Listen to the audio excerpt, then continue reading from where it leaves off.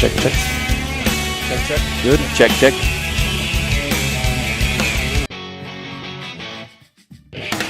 This is the 287 Coaches Show, brought to you live from 287 Roadhouse in Dumas, Texas. This episode of the 287 Coaches Show is brought to you by these local sponsors.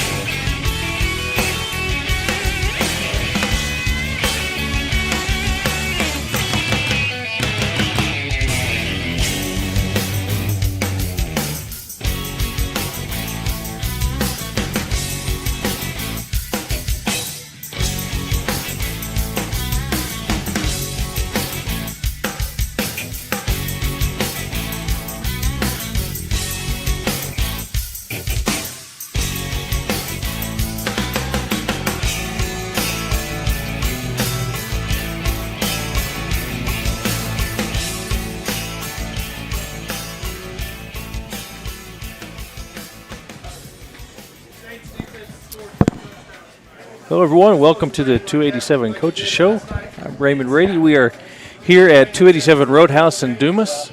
Come on out and sit around the big table with us. We're going to be talking about some Dumas Demon football. Daryl, we got Coach Dunham here. Yes, we do. All right, Daryl. And take it away. Zane's not with us tonight, so I'm going to kind of do a combination question and look at stats. But, Coach, let's talk about some of the scoring that took place last Friday.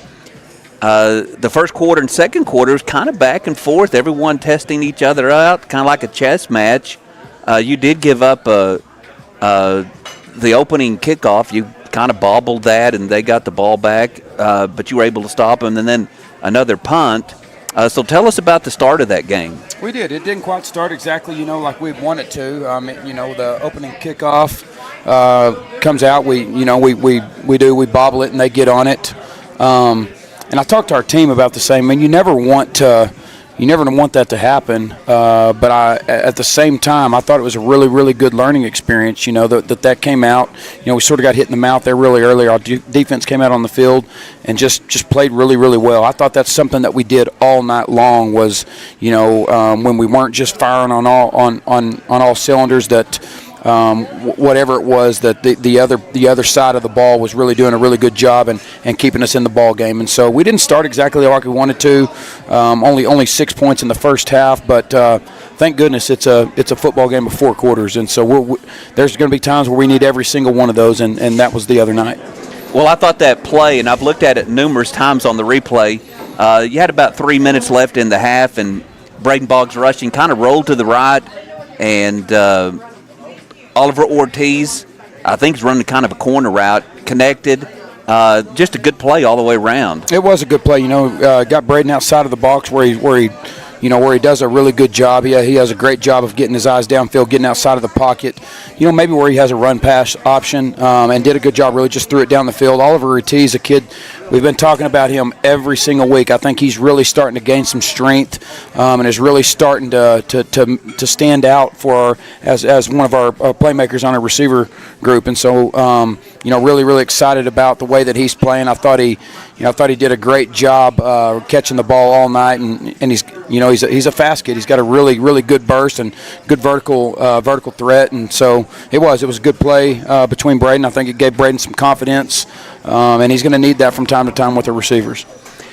Well, then, so 6-0 going in the locker room at halftime, and then wow, what a difference a halftime speech makes, or halftime adjustment. So tell us what y'all talked about at halftime, because when you came out, I think you scored on your first 6 possessions to take that 45-0 lead. Definitely need to make some adjustments. You know, what really happens with us at halftime is right when we get done, I mean, we split up as an offensive defensive staff, and we just sort of go over some of the stuff that we saw in the first half, and we really get our minds together as a coaching staff, talk about our adjustments. And in that time, I've talked to our kids about this. I could hear the locker room, and I just heard our kids, you know, just our positivity. Our kids really supporting, you know, the offense and saying, "Hey, we got it. Defense has got your back. Offense, you're going to be just fine." And that was really good. I talked to that Saturday morning to our team. I thought that was really good to hear. And then, you know, not so much. There's definitely adjustments made, but there's also, you know, just with that time, you know, that was Braden's first start in a long time, and so there's a lot going on with that kid, and he's processing the speed of the game, he's processing all the calls and signals and checks and what he's doing, you know, because what he's doing there at quarterback's a lot different than what he's doing at outside linebacker, and so I think just with time. You know, he got more comfortable with what he's doing, and the second half was that. You know, we just came out, we established the run game. Defense continued to do what we were doing. We continued to get stops and give the ball to the offense, and you just saw it really start happening for us in the second half. Well, it definitely did start happening for you, and I felt like when you came out in the second half, you stopped them, you got a short punt, had good field position.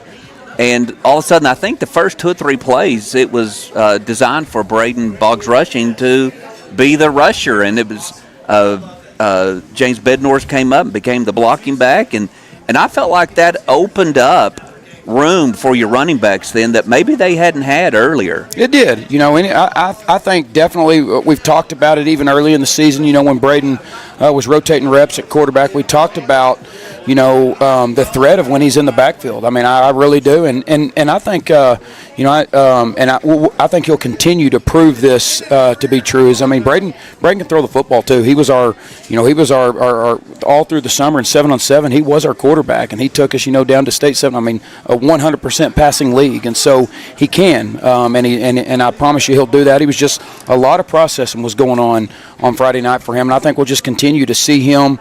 But again, you know, you're talking about the running game. We're going to have a threat. I mean, you know, you can't just focus on our tailbacks or just focus on Braden. I mean, I think our offense staff's going to do a really good job of keeping people guessing, you know, where the ball's going to go in the backfield. Well, you took a big lead, and I think you had about 11 and a half minutes left in the game, and you had the ball deep in their territory. And I believe it was 4th down. You had the ball on maybe the 10-yard. Let me look here. The ball was right here on the 12-yard line.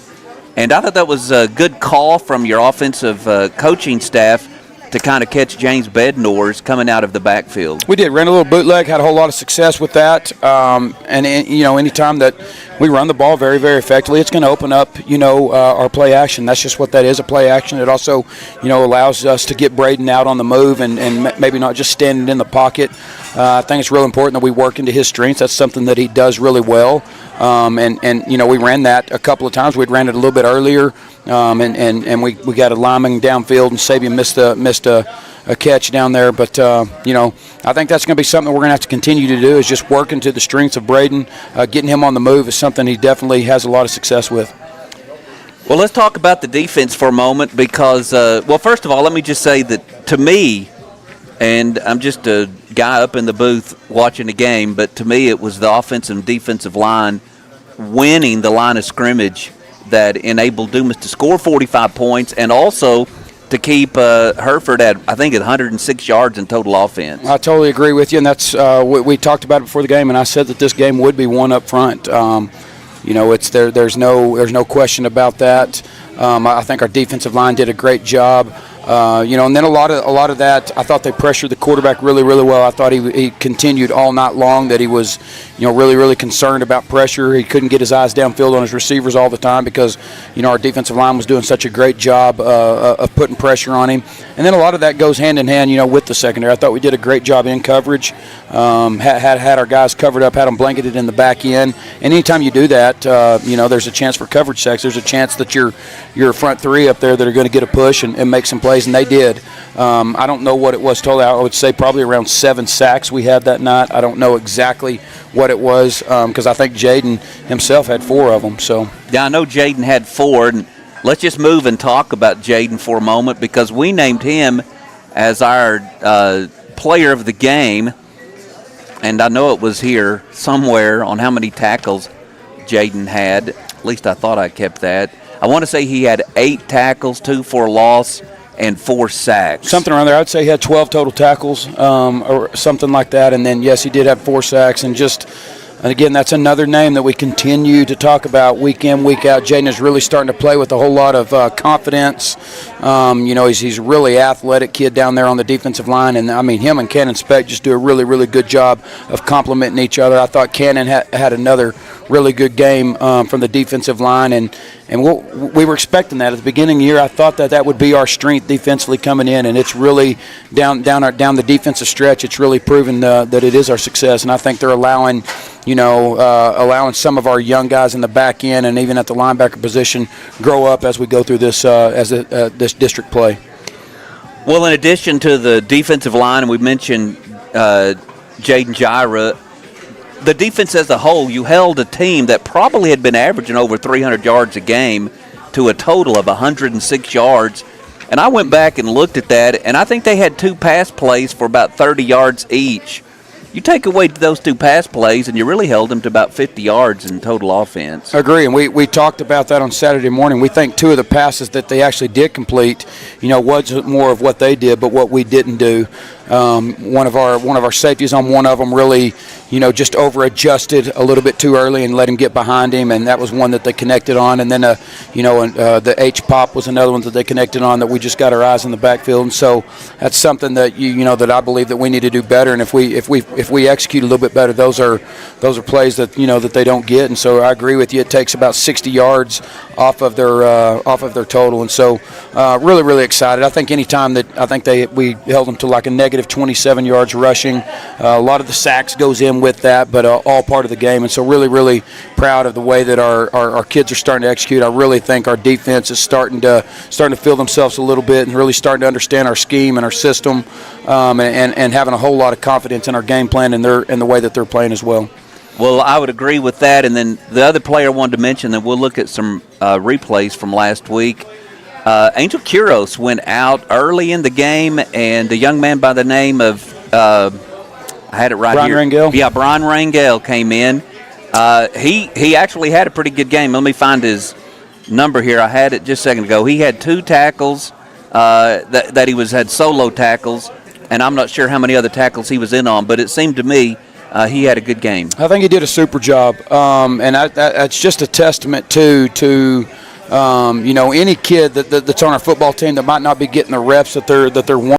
Be several of them, I'm not sure. We sure do. Go ahead and comment on these 2 as we start them here. Sure.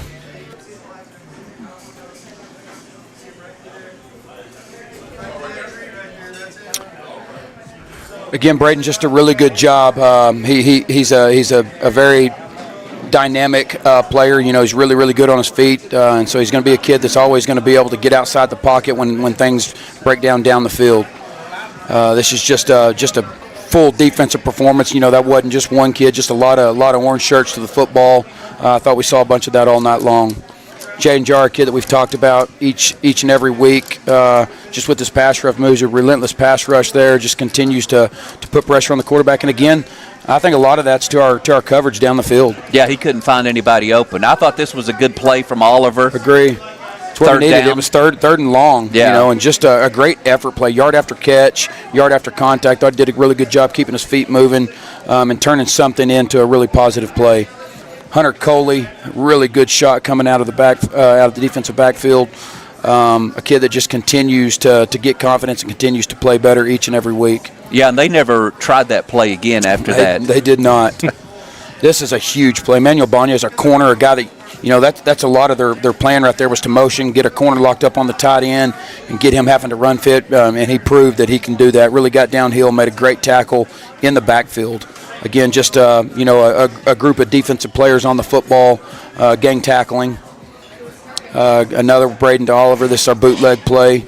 Yeah, that's that first touchdown. Was really, really good catch. I mean, that's right on the money. And so Braden, that's something Braden really does well. And Oliver's just continuing to get strength as the season goes on. Jaden Jara, just again showing his versatility, showing his athletic, his speed. He was one-on-one with the defensive end, plays off the block and makes that tackle. Hector Penn, I mean, that's a group of them, bunch of them, just really pressuring the quarterback. Real proud of our defensive line. I thought they were relentless all night long on pressuring the quarterback. This is really neat. James Bednors, look at him pulling the defender, and then all of a sudden just breaks loose, just shows his strength.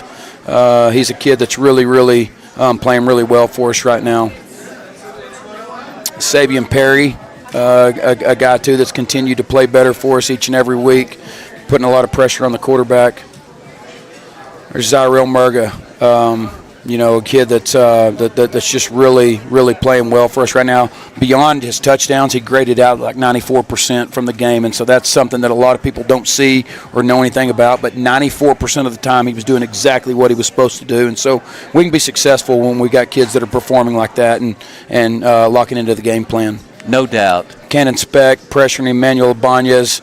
Really good catch here. A lot of people thought that hit the ground, but, I mean, he caught it and then went to the ground with the ball, used the ball to hold him up. So it was called down right there.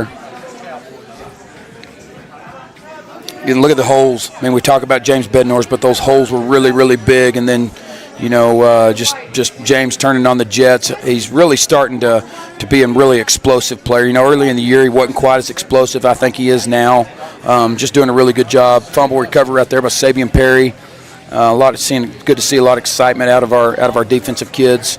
And then here's James. He's versatile. He also has really good hands catching the ball out of the backfield, and that's just that's a dual threat kid that really causes defenses to have to really play extremely well. And what a catch there from Ortiz. Great catch with the very end at the tips of his fingers, just held on to that and scored. I was really excited about this. We really wanted to kick it there because we really need to see Hugo get in and because it's been a while since we've kicked a field goal.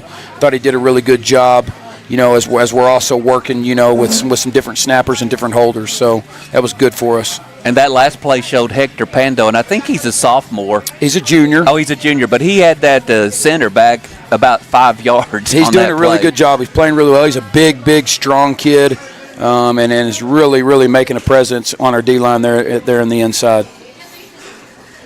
Well, Coach, this week you're going to have to get ready again. District game against Canyon. Man, they had a 6-man game over in Pampa the other night. Canyon won 75-60. You don't see those kind of points scored very often. So Canyon has a new coach, but he's up from the coaching staff. So are they very similar to what we've seen in the past under Coach Bryant? They are. Offensive philosophy and the scheme and the things that they do are still the same. I'm sure, he's going to continue to put his twist on it,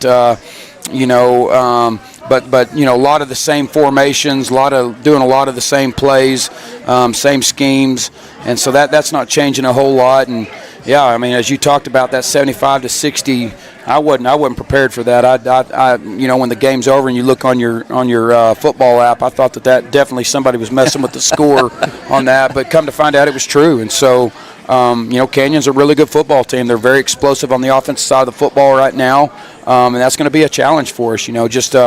Here we are, we played in the game and allowed 0 points, and they scored 75 points. And so if you put those two together, I mean, something's got to give. And so I think it's going to be a huge, huge football game. Every week's going to be in this district. I think some really, really good teams. And so excited about Friday night. Excited about it. Well, defensively, Canyon still in that 3-man front, similar to what you run, 4 linebackers, and what do you see from them? They are same as they've been. They do run a 3-4. They're I think they're flying around and playing really, really hard on defense. That's when I saw, that Pampa scored 60 on them, that was really just hard to believe because they're pretty aggressive and they're flying around. But just I think like a lot of us are in this district too. I mean, they're replacing a lot on defense, and so Sure. a lot of young kids, that are doing a really really good job. They have all year long, and I think a lot of that happened the other night also says a lot about Pampa's offense, and so. I think Canyon and Pampa both are very explosive offensively. There were some errors in the special teams as well that actually led to some points, and so they're the same. They haven't changed a whole lot on offense or defense, and they're running a 3-4 and they're aggressive and they're going to blitz their linebackers from time to time and. They're pretty aggressive in the back end. They're multiple in and out of different coverages, and so we're going to have to do a really good job. We're going to have to do a really good job of I think establishing the run game and then being able to when they commit to stopping our run, we're going to have to do a really good job of being able to test them down the field. Well, when you mention them blitzing, do they kind of signal that, or do they do it on a certain down and distance? Because I know you've watched film, you put in Sure. the stats and everything, so. You have checkoffs for that? Sure, they do. They have some tendencies of when they're going to bring pressure. You can also from time to time maybe see it from their alignment or their stance or different things. But they also do a really good job of disguising that and bringing a delayed pressure. But there's with every one of our blocking schemes, we think we have the ability to be able to pick up that. It's just going to be really big for our offensive line. They have their eyes up and they make their checks and they communicate and talk. And then I think it's just we'll limit a little bit of that. If we sometimes you might blitz out of where you should be, and I think if we capitalize when that happens, I think you can limit the amount of times that you get them to pressure, and try not to get yourself in those situations, not those down and distances where they like to do that. Mm-hmm. Sure. Well, their running back Dario Bressler had a big night the other night. He had some big runs. He also had some runs where it's really just a little swing pass coming out of the backfield. I think that first one, and he took about 75 yards. So what do you see when you see Bressler coming at you? He's very talented. He's a kid that has a lot of speed. I'm also a track guy, and I'm a track coach in the spring, and Bressler's a kid that runs track. He's a kid that has a whole lot of success in track. He's a great jumper, and he's talented, and so we're gonna have to do a really good job. I think he's got some great speed, and so anytime that you allow him to have wide open holes, I mean he's gonna take them. He does a really good job out of the backfield too, and so. Just as we saw James a little bit earlier in some of these highlights, he's no different. He's a guy that's going to come out of the backfield, and they really utilize him in the passing game. And so we're going to have to be really, we're going to have to be smart on defense. We're going to have to make sure that we're assignment right, and that we've always got, our eyes and our gaps for the run game, and people fit where they're supposed to be fitting. And then, you can't fall asleep when he comes out of the backfield. And so. He's definitely going to make it a challenge for us. He's a really really good football player, and I think what he did last week really proves that. I think he's already over 1,000 yards rushing for the season, so that's a great task, and I definitely think that he's really gave Canyon a spark and is playing really good football right now. So we're gonna have our hands full, trying to stop Bressler. Sure, no doubt about that. One final thing, Coach. How are we health-wise? How's the team look health-wise? You had a couple players a little banged up on Friday night. We're good. I think it's just part of the season. Here we are. Some people have played 8 games, 7 games. We're no different than any team. I mean, any time that you play later in the season, you're going to get dinged up and banged up a little bit. I think a little of it too boils down to how tough we are and how much we can deal with it. I think it's really. Times like this too, and this late in the season, really you reflect on your strength conditioning program and what you've done to prepare yourself. I'm really harping on our kids right now. Make sure that these little dings don't turn into something worse. I think it's important that you keep yourself, in the training room, whether it's just a little bump or a bruise, and that we. That we're not too busy to make sure we get in the training room and spend the time taking care of our body just as much as we spend our time preparing for a game plan. And so we're good. We're excited about the game with Canyon. We're really excited about being at home and playing in front of our fans here at Demon Stadium. I want to encourage everybody to come out and support our kids. We're going to need a crowd that's rowdy and loud and brings a whole lot of energy Friday night. Because it's going to be a really, really good football game. No doubt about that. Well, Coach, thank you always. And Raymond, I guess that's about it. Maybe not as long as normal, but Yeah. I'm out of questions. No, that's fine. I'm ready. I appreciate y'all. I appreciate the time. I always like coming up here and up to 287 and talking about our kids and, talking about our last week's game and a little bit of the ins and out about the next football game. And so appreciate y'all's time and allowing us to talk about our kids. You bet. And we want to thank 287 Roadhouse again for hosting us every Monday night here at 6:30. Come out and join us next Monday night if you want, or continue to watch or listen online.